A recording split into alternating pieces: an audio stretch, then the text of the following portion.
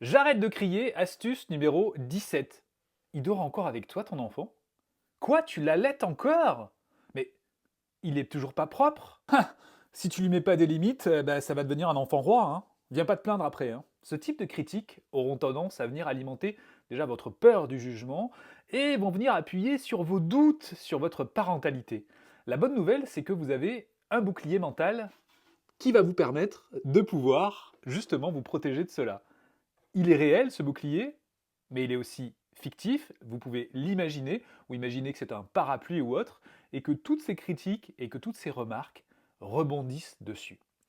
Vous pouvez accorder l'importance que vous voulez à ce que vous entendez. Donc toutes ces critiques que vous pouvez entendre, vous pouvez décider de les ignorer.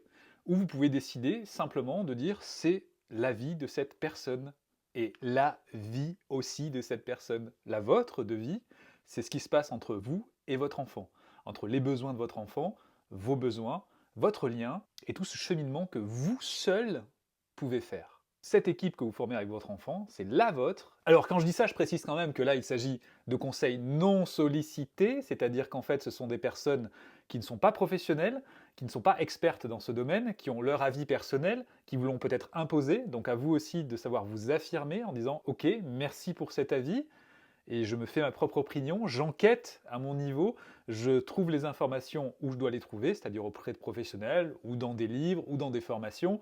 Bref, ceci ne veut pas dire évidemment que nous savons tout et que nous avons besoin de personne, parce que là c'est le piège aussi, c'est de croire que l'on sait, alors qu'en fait on a toujours des informations à connaître, on a toujours besoin d'aide aussi, parce que le fait de se dire « ok, j'écoute rien et je suis dans mon coin » peut avoir un effet inverse, c'est-à-dire je suis complètement isolé. Non, soyez à l'écoute de ce dont vous avez besoin dans votre diade ou dans votre famille et soyez acteur de votre recherche d'informations. Et là, en plus, ce sera une recherche d'informations active. Vous irez trouver les bonnes personnes expertes en leur domaine et vous vous assurerez aussi que l'alliance soit bonne, c'est-à-dire que vous vous sentiez en confiance dans vos échanges, dans cette relation avec ce professionnel et que vous ayez du soulagement et du bien-être qui augmentent chez vous.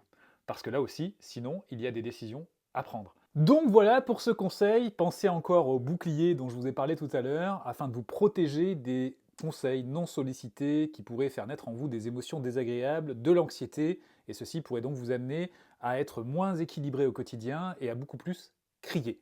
Voilà pour cette vidéo, je vous dis à très bientôt pour une nouvelle vidéo.